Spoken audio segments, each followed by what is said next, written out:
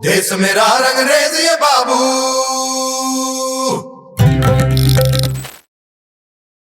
नमस्कार, मैं रोहित झा। इसी महीने जून में अमेरिकी सरकार ने एंथ्रोपिक के सबसे उन्नत एआई मॉडल्स फेबल 5 और माइथोस 5 पर विदेशी नागरिकों की पहुंच रोकने का आदेश दिया। सरकार की चिंता थी कि ये एआई मॉडल्स इतने उन्नत और पावरफुल है कि साइबर हमलों और राष्ट्रीय सुरक्षा के खिलाफ इसका इस्तेमाल हो सकता है।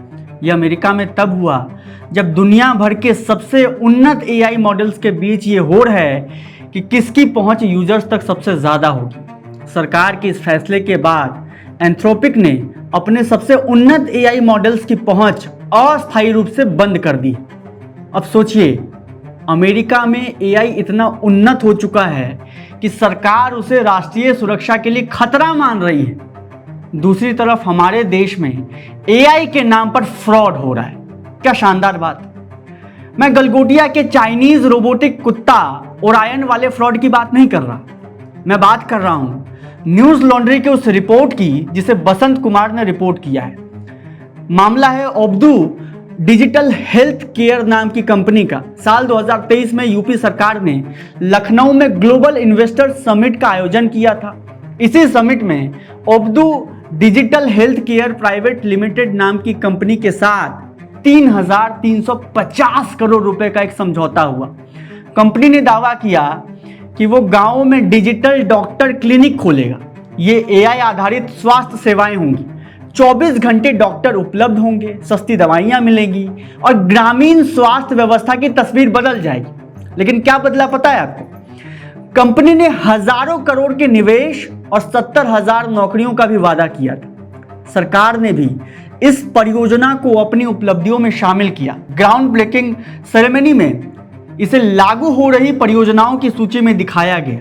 लेकिन अब दर्जनों निवेशकों का आरोप है कि उन्होंने लाखों रुपए जमा किए, इमारतें बनवाई, कर्ज लिया, लेकिन क्लिनिक कभी शुरू ही नहीं हुआ।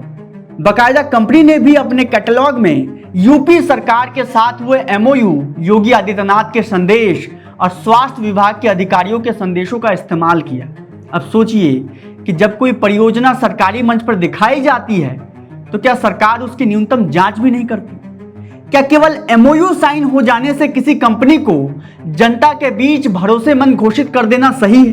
कई किसान परिवारों ने जमीन गिरवी रखी, कुछ लोगों ने रिश्तेदारों से ब्याज पर पैसा लिया, किसी ने अपनी बचत झोंक दी, किसी ने गांव में लोगों को पहले से यह बता दिया कि अब यहां आधुनिक स्वास्थ्य केंद्र खुलेगा। लेकिन आज उनके पास न क्लिनिक है, न पैसा है, न जवाब। सोचिए, संभल की एक किसान परिवार की बेटी कहती है कि उन्होंने कंपनी के कहने पर खेत में नई इमारत बनवा दी, लगभग 11 लाख रुपए अतिरिक्त खर्च कर दिए। आज वो इमारत खाली पड़ी है और परिवार कर्ज चुका रहा है। सवाल यह है कि अगर कोई कंपनी सरकारी एमओयू और मुख्यमंत्री के तस्वीरों का इस्तेमाल करके लोगों से पैसा लेकर अगर फ्रॉड करती है तो क्या सवाल सरकार से नहीं होने चाहिए? क्या ये नहीं पूछा जाना चाहिए कि लोगों के साथ ये फ्रॉड क्या सरकारी संरक्षण के साथ हो रहा था और इसे होने दिया गया और सरकार कुछ नहीं की? बसंत ने इस पर रिपोर्ट किया है कि कई निवेशकों को रिफंड के लिए जो चेक दिए गए वो बाउंस हो गए। कुछ लोगों का कहना है कि कंपनी के दफ्तर बंद हो गए, फोन बंद हो गए और संपर्क टूट गया है।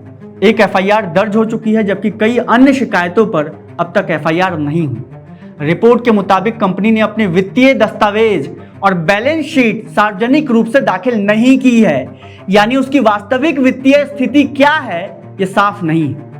फिर भी ये कंपनी यूपी के बाद राजस्थान और उत्तराखंड में भी बड़े बड़े एमओयू साइन करती हुई दिखाई देती है। क्या इस देश में अब कोई तंत्र बचा है जो इस बात की निगरानी करता हो कि जिन परियोजनाओं के तहत कोई कंपनी लाखों रोजगार देने का दावा करती हो वो वास्तव में जमीन पर लोगों के साथ क्या फ्रॉड कर रही है?